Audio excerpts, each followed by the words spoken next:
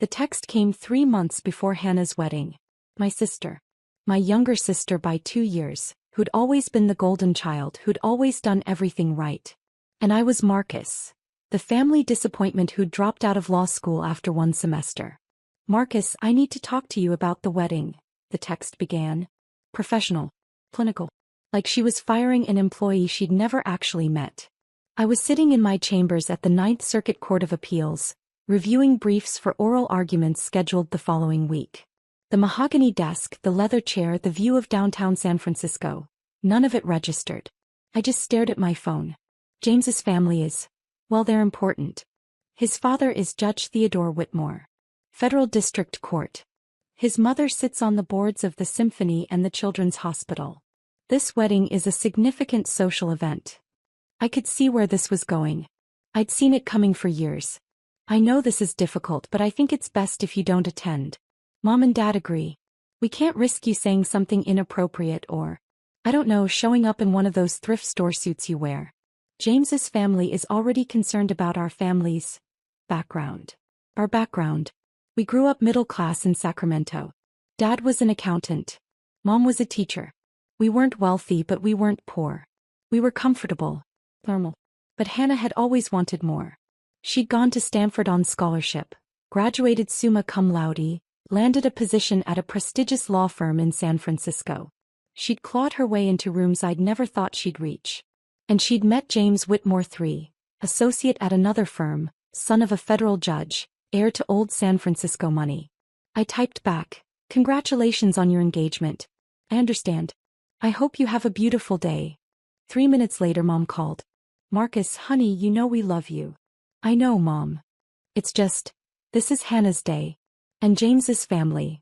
They're very traditional. Very particular. Hannah's worked so hard to fit in with them. We can't have anything jeopardize that." "I understand. Do you? Because I need you to really understand. Judge Whitmore is one of the most respected federal judges in California. His wife, Catherine, is from one of the oldest families in the state. Their circles are, well, they're not used to people who..." She trailed off. "Who dropped out of law school." I finished. "Marcus, you know that's not what I meant." But it was exactly what she meant. It had been 12 years since I'd left Stanford Law after 1 semester. 12 years of being the family embarrassment. The one who'd had a full ride to one of the best law schools in the country and threw it all away. They didn't know why I'd left. I'd never told them. "Hannah asked me to explain the situation," Mom continued. "She doesn't want drama at her wedding. And frankly, neither do your father and I.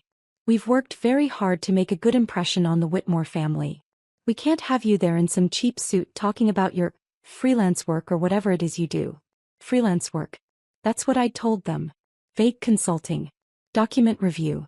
Research projects. They'd never asked for details. They'd never wanted to know. It was easier for them to believe I was scraping by, barely making ends meet in some tiny apartment in Oakland. "I won't come," I said quietly. "Tell Hannah I understand." "You're such a good brother," Mom said, relief flooding her voice. "This means so much to Hannah. And who knows? Maybe being around James's family will open some doors for your father and me. Judge Whitmore has connections everywhere." After she hung up, I sat in my chambers for a long time. Through the windows I could see the city spreading out below. The financial district, the bay, the Golden Gate Bridge in the distance. My clerk, Jennifer, knocked softly on the door. "Judge Rivera? The Hawthorne brief is ready for your review." "Thank you, Jennifer. Just leave it on the desk." She hesitated. "Are you all right, sir?" I looked up at her. Jennifer was brilliant. Harvard Law, top of her class, clerking for me before she'd move on to clerk for a Supreme Court justice next year. She reminded me of myself at her age. Hungry. Driven. Idealistic. "I'm fine. Family matter." She nodded and left quietly. She knew better than to pry. I'd been appointed to the Ninth Circuit Court of Appeals 3 years ago at 42, one of the youngest appellate judges in the country. Before that, I'd spent 10 years as a federal prosecutor, building cases against white-collar criminals, corrupt officials, organized crime figures. I'd won 98% of my cases. I'd been profiled in legal journals. The Attorney General had personally called to congratulate me on my appointment. And my family had no idea. When I dropped out of Stanford Law after one semester, I hadn't actually dropped out. I'd transferred to Harvard on a full scholarship. I'd graduated top of my class 3 years later, turned down offers from every major firm in New York and D.C., and joined the U.S. Attorney's Office in San Francisco. I'd spent those years building a reputation, building a career, building a life, and I'd let my family believe I was a failure. But at first it was protection. That one semester at Stanford had taught me something crucial. My family couldn't handle my success. When I'd been accepted to Stanford Law with a full scholarship, Dad had immediately started planning how I'd help him with his taxes, how I'd review his business contracts, how I'd get him connected with important clients. Mom had started introducing me as my son the lawyer before I'd even started classes.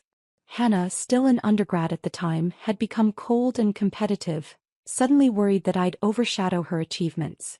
So when I transferred to Harvard, I simply didn't tell them. I let them believe I'd quit, that I was working odd jobs, that I was the family disappointment. And then it became something else.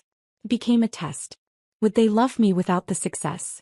Would they value me as a person, not as a trophy or a resource? They'd failed that test spectacularly. Over the years, I'd watched them pour everything into Hannah. Every conversation was about her accomplishments, her cases, her partnership track, her engagement to James Whitmore III. They'd helped her with down payments, car payments, referred clients to her firm. And they'd treated me like I was invisible. Like I was an embarrassment they had to manage. Thanksgiving dinners where they'd tell me to keep quiet about my work. Christmas parties where they'd introduce Hannah and then quickly change the subject when someone asked about me. I'd been patient. I'd been quiet. I'd been watching. And now Hannah was marrying into the Whitmore family. Judge Theodore Whitmore. Federal District Court, Northern District of California. I'd sat next to him at judicial conferences. We'd served on panels together. He'd written me a personal recommendation letter when I'd been nominated for the Ninth Circuit. He'd called me the finest legal mind of my generation. He had no idea I was Hannah Rivera's brother. Why would he? She'd gone by Hannah Rivera Sterling professionally, using our mother's maiden name to distance herself from our family's middle-class origins. And I'd never mentioned the connection. 3 months passed. I watched from a distance as the wedding planning consumed my family. Mom called occasionally, always brief, always apologetic but firm about me not attending. Dad sent a few texts, mostly asking if I was doing okay financially, in a way that made it clear he assumed I wasn't. Hannah never called at all. The wedding was set for the Whitmore estate in Pacific Heights, one of those old San Francisco mansions that had been in the family since the gold rush. 300 guests. String quartet. 5-course dinner. Coverage in the society pages. I wasn't invited. I'd accepted that. What I hadn't accepted was the call from my colleague 2 weeks before the wedding. "Marcus, this is awkward," Judge Patricia Chin said. She was a fellow Ninth Circuit judge appointed the same year I was. "We'd become friends. But I need to give you a heads up." "About what?" "Theodore Whitmore's son is getting married. James Whitmore III. Big society wedding. Theodore's been talking about it at conferences. Apparently his future daughter-in-law is from a respectable middle-class family, his words, and he's pleased that his son is marrying someone with traditional values." My stomach tightened. "Patricia, what does this have to do with me?" "Theodore invited me to the wedding. Invited half the federal judiciary, actually. It's apparently the social event of the season. And Marcus." She paused. "The bride's name is Hannah Rivera Sterling. Is that your sister?" I closed my eyes. "Yes." "Does she know what you do?" "No." There was a long silence. "Marcus, this is going to come out. Every federal judge in Northern California will be at this wedding. You're one of the most respected jurists on the Ninth Circuit. People know you. Your picture was in the Chronicle last month when you wrote that opinion on environmental law. My family doesn't read the legal sections of newspapers. Your sister works at Morrison and Fisher. They're going to have partners there. Partners who've argued before you. Marcus, someone's going to recognize you." "I'm not going to the wedding, Patricia. I wasn't invited." Another pause. "You weren't invited to your own sister's wedding? It's complicated. Marcus, I've known you for 3 years. You're brilliant, fair, and one of the kindest people I've ever met. And your family doesn't know you're a federal appellate judge. They think I dropped out of law school and work freelance document review. I could almost hear her processing this. Patricia was brilliant. Stanford Law, clerk for Justice Ginsburg, 15 years as a civil rights attorney before her appointment. She'd seen a lot in her career. But this seemed to genuinely shock her. Why? She finally asked. Because I wanted to know if they'd love me without the title. Without the prestige. Without the connections. I laughed, but there was no humor in it. Turns out they don't. I'm sorry, Marcus. Don't be. I've known for years. This just confirms it. So you're really not going? I wasn't invited, Patricia. My mother explicitly told me not to come because I'd embarrass them in front of the Whitmore family. That's... She struggled for words. That's horrible. It is what it is. Theodore talks about you all the time, you know. Rivera's opinion on environmental standing was masterful. Rivera's oral argument skills are unmatched. Rivera's going to be on the Supreme Court someday. He has no idea his son is marrying your sister. And I'm not going to tell him. Marcus, you should come to the wedding. You were invited. I'm inviting you as my plus one. You have every right to be there. I thought about it. The confrontation. The revelation. The look on Hannah's face, on my parents' faces when they realized who I was. What I was. It was tempting. God, it was tempting. I'll think about it, I told Patricia. I didn't have to think long. 2 days later, Mom called. Marcus, we need you to do something. What is it, Mom? Hannah needs someone to watch the house during the wedding. You know, make sure no one breaks in, water the plants, that sort of thing. Since you're not doing anything that day anyway. Since I wasn't doing anything. Since I had nothing better to do than be my successful sister's house sitter during her society wedding. We'll pay you, Dad added. He joined the call. $200. That should help with your rent. $200. I made $220,000 a year as a federal judge. I owned a 3-bedroom condo in Russian Hill worth $2.3 million. I had investments, savings, a pension that would pay me for life. And they wanted to pay me $200 to watch Hannah's house. Actually, I said slowly, I won't be available that day. I have a work commitment. Marcus, you can't blow this off, Mom said sharply. This is important. Hannah's counting on you. Hannah told me not to come to her wedding because I'd embarrass her. But now she's counting on me to watch her house. Don't be dramatic. You know what I mean. Your family. This is what family does. Then I'll see you at the wedding. There was a stunned silence. Marcus, we talked about this, Dad said. You're not invited. James's family. Judge Whitmore invited me, I said calmly. Or rather, Judge Chin invited me as her guest. I'll be there. You can't just show up. Hannah's voice cut in. She'd been listening the whole time. Marcus, this is my wedding. My day. You'll ruin everything. How would I ruin it, Hannah? By showing up in some cheap suit, by saying something stupid, by making James's family think we're trash. I supplied quietly. Is that the word you're looking for? I didn't say that. But you thought it. You all thought it. For 12 years you've thought it. Marcus, you dropped out of Stanford Law. Hannah said. You threw away a full scholarship. You work dead-end freelance jobs. You live in some tiny apartment. You drive a car that's 15 years old. What were we supposed to think? My car was indeed 15 years old. A 2011 Toyota Camry. Reliable. Practical. I'd bought it new during my first year as an AUSA and never saw the need to replace it. But in Hannah's world, the car you drove mattered more than the person driving it. I'm coming to the wedding, I repeated. Judge Chin invited me. If you have a problem with that, take it up with her. I hung up. My phone exploded with texts. That Hannah. Even Hannah's maid of honor, my cousin Jessica, who apparently felt the need to weigh in on family drama that wasn't hers. I ignored them all. The day of the wedding arrived. I put on my best suit, a custom-tailored Tom Ford I'd bought for judicial conferences. Navy blue. Impeccably fitted. I looked good. I looked exactly like what I was. A successful federal appellate judge at the top of his career. I picked up Patricia in my 15-year-old Camry. She lived in No Valley, not far from my place. You ready for this? She asked as she slid into the passenger seat. Not even a little bit. You could still back out. We could grab dinner somewhere else. I shook my head. No. I've let them control the narrative for 12 years. It's time they knew the truth. The Whitmore estate was everything I'd imagined. Massive. Historic. Gardens that probably required a full-time staff. Valets taking cars. String quartet playing on the lawn. Patricia and I walked up together.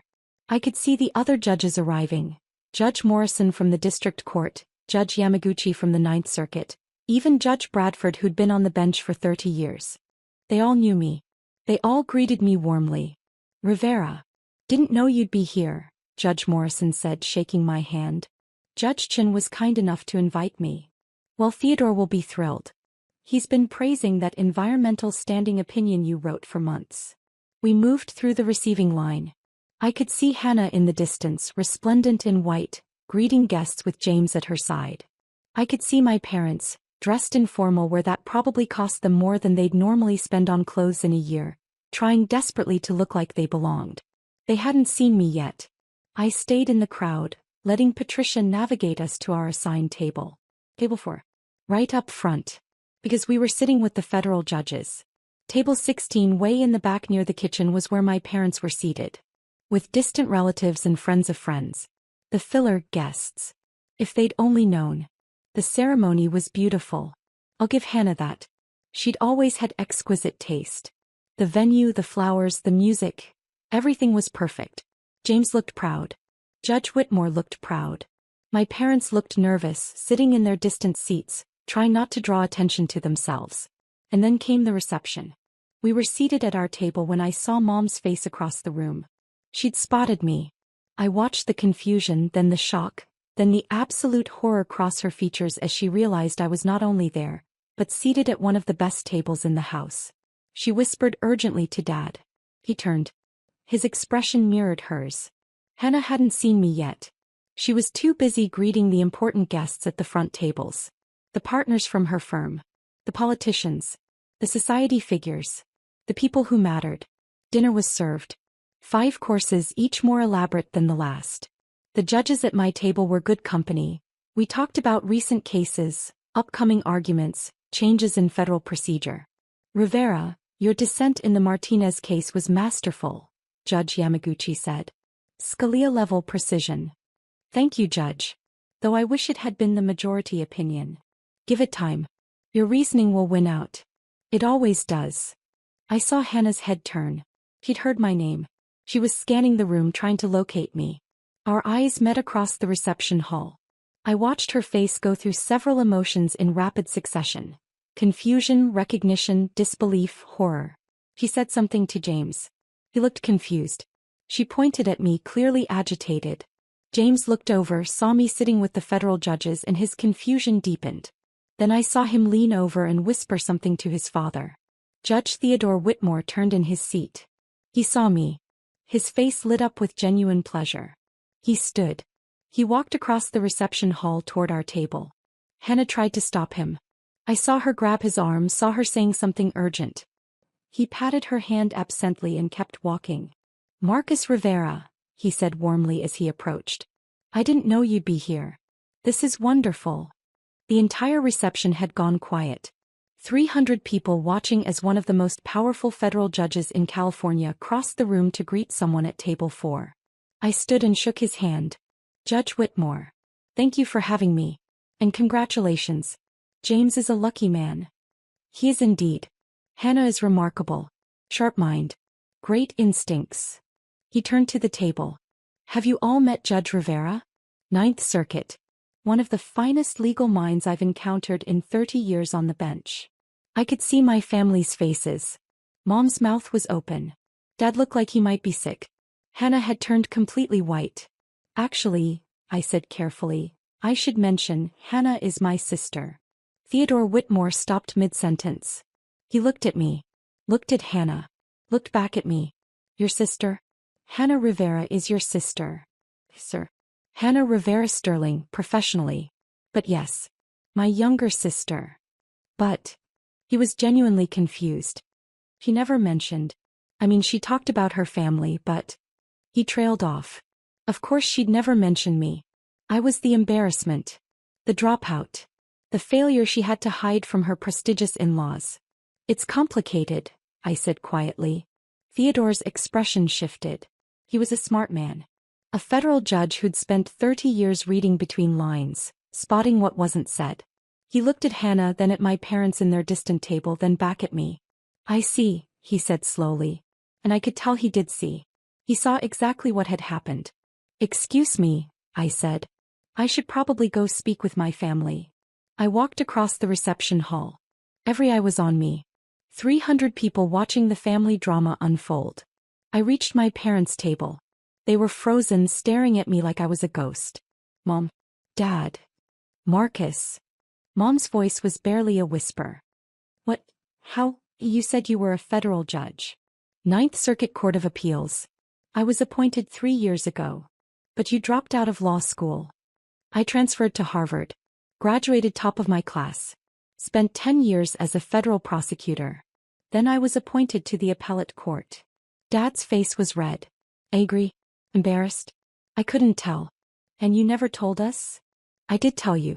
That first semester at Stanford, I told you I was transferring. You weren't listening. You were too busy being disappointed in me for quitting. So I stopped trying to explain.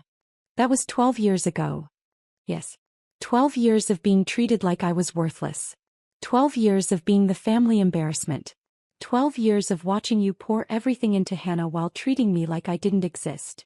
We thought you needed tough love. Mom said. We thought you'd thrown your life away. So you punished me for it. For 12 years.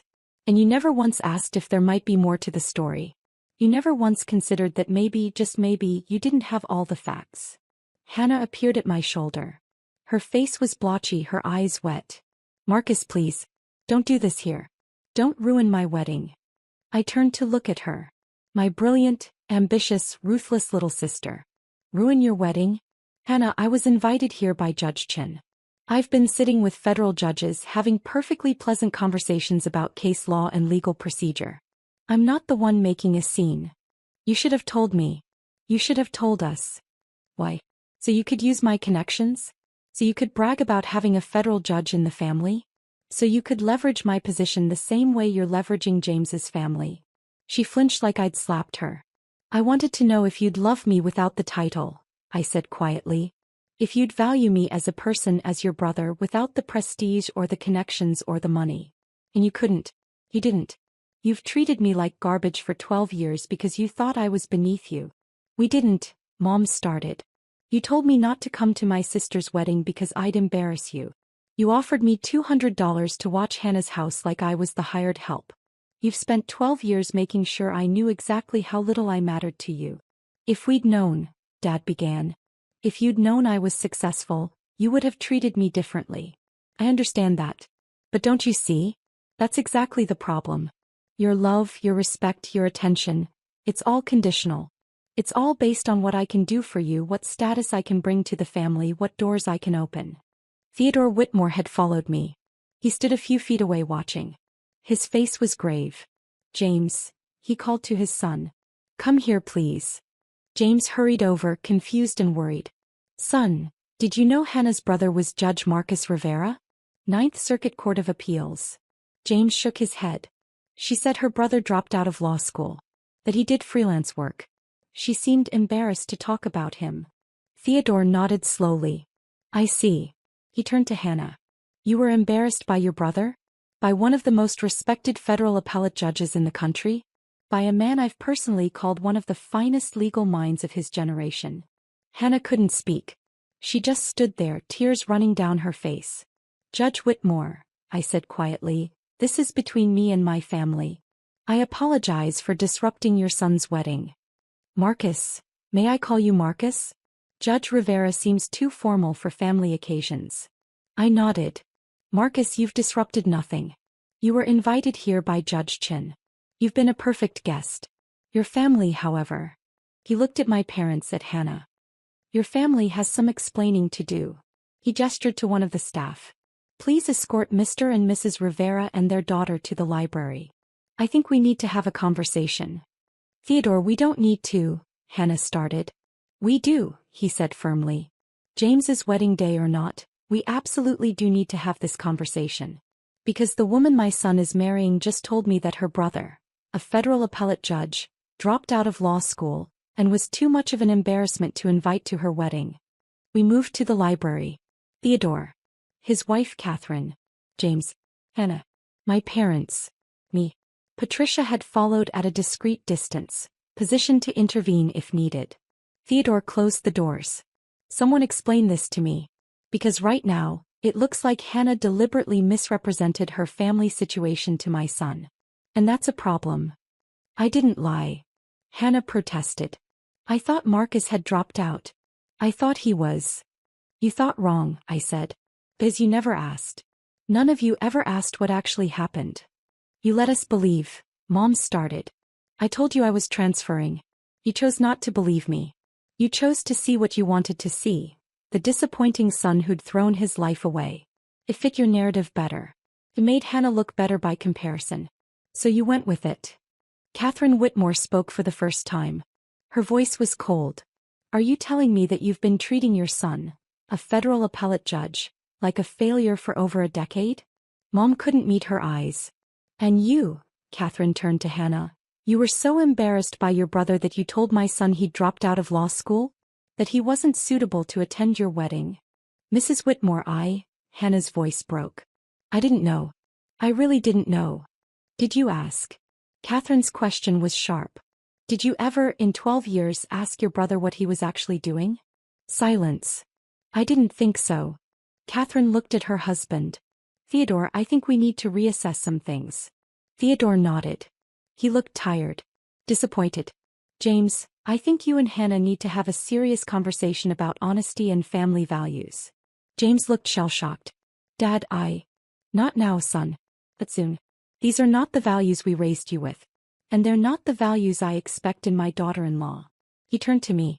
Marcus, I owe you an apology. I've sat next to you at conferences.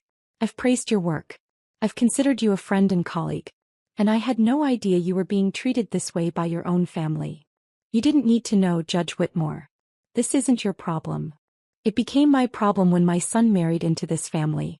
And it's my problem now because I have a great deal of respect for you, and I'm genuinely angry on your behalf. He looked at my parents. You should be ashamed of yourselves. Dad found his voice. We made a mistake. We see that now. But Marcus, you have to understand. I understand perfectly. You're upset because you just found out I could have opened doors for you. You're upset because you just realized how useful I could have been. You're not upset because you hurt me. You're upset because you missed out on 12 years of connections. The truth of it hung in the air like smoke. Marcus, Mom said desperately, we love you. We've always loved you. No, you haven't. You've loved the idea of me. You loved me when you thought I was going to be a successful lawyer you could brag about. And then when that didn't happen, or when you thought it didn't happen, you discarded me. You loved Hannah because she was everything you wanted in a child. Successful. Connected. Upwardly mobile. I was just the reminder of failure. That's not fair, Hannah started. Fair? You told me not to come to your wedding, Hannah. You told me I'd embarrass you. You offered to pay me $200 to watch your house because you thought I was poor and desperate. And now you're upset because it turns out I'm more successful than you are. She flinched. It's not a competition. It's always been a competition. You made it one. Every family dinner, every holiday, every conversation, you made sure everyone knew how well you were doing and how poorly I was doing. You made sure everyone knew you were the success and I was the failure. Theodore cleared his throat. I think this is a conversation you all need to have privately. But I want to be very clear. James, your wedding day aside, this situation is troubling. Hannah, if you want to be part of this family, you need to address how you've treated your brother. I didn't know. Hannah said again, tears streaming down her face. You chose not to know, Catherine said coldly. There's a difference. We left the library. The reception was continuing, but the mood had shifted. Everyone knew something had happened. The judges at my table looked at me with sympathy. The other guests were whispering. Hannah tried to salvage the evening, but it was impossible. The damage was done. James looked at her differently now. Theodore and Catherine kept their distance. And my parents sat at their back table stunned and silent. I found Patricia. I think it's time to go. You sure? We haven't had cake yet. I'm sure. As we walked out, Theodore caught up with us. Marcus, wait. I turned. I meant what I said in there. I have tremendous respect for you. As a jurist, as a colleague, and now, knowing what you've endured from your family as a person. You've handled this with remarkable grace. Thank you, Judge Whitmore. And Marcus? Your family's loss is the legal community's gain. We're lucky to have you. I nodded, not trusting myself to speak. Patricia drove us home in silence. We stopped at a bar in North Beach, ordered drinks, and sat without talking for a long time. You okay? She finally asked. I don't know. Ask me in a week. That took courage, what you did. Or stupidity. I'm not sure which. Courage, she said firmly. Definitely courage. The next morning, I woke to 47 missed calls and 126 text messages. Dad, Hannah, even James. I ignored them all. A week later, a letter arrived. Formal. Legal letterhead. From Theodore Whitmore's personal attorney. My heart sank. Was he going to sue me? Accuse me of ruining his son's wedding? I opened it carefully. Dear Judge Rivera. After the events of last Saturday, Judge Theodore Whitmore would like to extend a personal invitation to you for dinner at his home. He understands if you would prefer to decline given the circumstances, but he wishes to make clear that he considers you a valued colleague and friend, and he would very much like to continue your professional and personal relationship independent of your family connections. Please contact his office at your convenience to arrange a suitable date. I stared at the letter for a long time. Then I called Patricia. He wants to have dinner with me. Theodore Whitmore. Wants to have dinner with me. Of course he does. You're brilliant, you're accomplished, and you just proved you have more integrity in your little finger than your entire family combined. Should I go? Marcus, that man has been praising you for years. He recommended you for the Ninth Circuit. He's not inviting you because you're Hannah's brother. He's inviting you because you're Marcus Rivera. Take the meeting. I did. 3 weeks later, I had dinner at the Whitmore estate. Theodore, Catherine, James, no Hannah, no my parents. We talked about law, about upcoming cases, about the challenges facing the federal judiciary. It was professional, respectful, pleasant. At the end of the evening, as I was leaving, Theodore walked me to the door. Marcus, I need to tell you something. Hannah and James are in marriage counseling. I stopped. I'm sorry. I never meant. Don't apologize. They need it. What happened at the wedding? It revealed some issues that needed addressing. Hannah's relationship with the truth, with her family, with her own insecurities. James's tendency to take things at face value without asking questions. They're working through it. And you? How do you feel about all of this? Theodore smiled sadly. I feel like I failed my son. I taught him to value prestige and status. I taught him that success mattered more than character. And he chose a wife who embodied those values. So in a way, this is my fault too. Judge Whitmore. Theodore. Please. Call me Theodore. Theodore, you're not responsible for my family's behavior. No. But I am responsible for teaching my son the values that made that behavior acceptable to him. Hannah told him her brother was a dropout and James never questioned it. Never thought to ask why a family would treat a member that way. He just accepted it because it fit the narrative they wanted. Is Hannah angry with me? Furious. Humiliated. Embarrassed. All of the above. But she's also starting to understand what she did. What your whole family did. The counselor has been enlightening for both of them. What about my parents? They've called here 17 times. Catherine refuses to take their calls. I've spoken to your mother twice. She wants me to convince you to forgive and forget. She thinks this is all a misunderstanding that can be smoothed over. Of course she does. Marcus, I'm not going to tell you what to do. But I will tell you this. You don't owe them anything. Not forgiveness. Not reconciliation. Not even acknowledgement. What they did to you is cruel. Systematic. Sustained over 12 years. That's not a misunderstanding. That's a choice. I nodded, feeling the weight of his words. But, he continued, if you do choose to reconcile, do it on your terms. Not theirs. Don't let them rewrite history. Don't let them pretend this was all just a mistake. Make them own what they did. 6 months passed. Hannah and James stayed married, but the relationship was strained. I heard through the grapevine that Hannah had been passed over for partner at her firm. Apparently her managing partner had been at the wedding and witnessed the entire debacle. Reputation mattered in Big Law and Hannah's had taken a hit. My parents tried everything to get me to talk to them. They showed up at my condo. Security turned them away. They sent letters, I returned them unopened. They tried to go through Theodore, he refused to facilitate. Finally, Dad sent a text that was different from all the others. Marcus, I'm not asking for forgiveness. I'm not asking you to forget. I just need you to know that I understand now. I understand what we did to you. I understand why you stopped trying to tell us the truth. And I understand that we don't deserve another chance. But I love you. I've always loved you. And I'm sorry.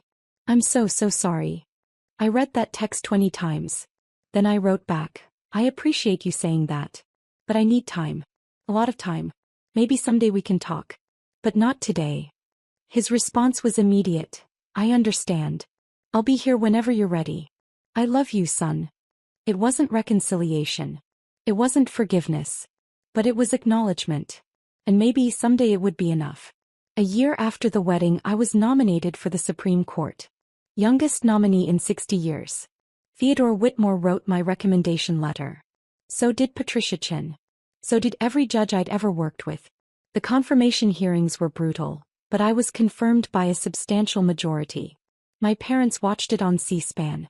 Hannah called to congratulate me. Her voice was subdued, careful. Marcus, I know I don't deserve to say this, but I'm proud of you. Thank you. I've been in therapy, working through a lot of things. About myself. About our family. About what I did to you. That's good, Hannah. I don't expect you to forgive me. I just wanted you to know that I understand now. I understand what I did. And I'm sorry. I'm so sorry. I know you are. Can I ask you something? Why didn't you ever fight back? Why didn't you just tell us the truth? Force us to see. I thought about that for a long time. Because I wanted you to choose to see me. Not because I made you. Not because I proved something to you. I wanted you to look at me, Marcus, your brother, your son, and decide I was worth knowing. Worth respecting. Worth loving. Even if I had dropped out of law school. Even if I was working freelance document review. I wanted you to value me as a person, not as a credential. He was crying now. We failed that test, didn't we? Yes. You did. I'm sorry. I know. We hung up. I didn't know if we'd ever have a real relationship again. But at least now she understood what had been broken. What had been lost. I sat in my new Supreme Court office.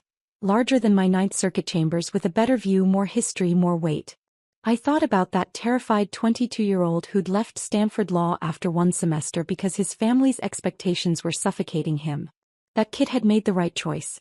He'd chosen truth over appearances. He'd chosen integrity over approval. He'd chosen himself. And now, 30 years later, sitting in the highest court in the land, I knew one thing with absolute certainty. I'd rather be unloved for who I really am than loved for who they wanted me to be. That was the real victory. Not the nomination. Not the career. Not the vindication. The real victory was knowing finally that I was enough. Exactly as I was. And I always had been.